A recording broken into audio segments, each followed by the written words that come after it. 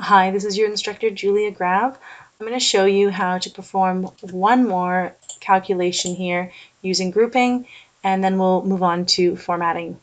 So with all of the sheets grouped, again, to do that, you hit the first sheet you want to group, and then you can hold down Control on your keyboard to select the others, or you could use Shift if all the sheets are right next to each other.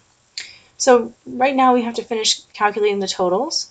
So I'm just going to pull down the calculation here from our weekly totals and ensure that in fact it is a summation of all of our totals for each day. So that would be the grand weekly total.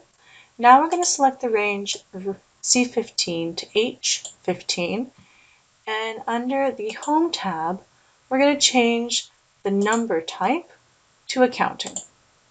Again, because all of these sheets are grouped, this is going to affect every single sheet and all of the calculations within those sheets. Okay, let's apply some formatting across the worksheets. So I have week 1 to week 4 grouped. I'm going to select the range from C22 to H22, and under the Home tab, I'm going to use the font dialog here to put the single accounting underline on those values. So clicking OK, and now you can see the underline has been applied to each of those values.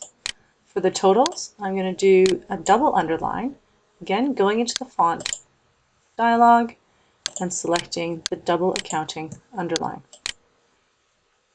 Let's save. The last thing we're going to do here is make the totals label on all sheets in both cell A11 and A23 more visible. So select both cell A11 and A23 by using the Control.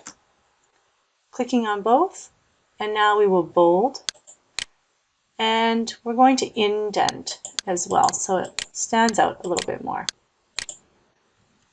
Let's save that and keep the file open for the next exercise.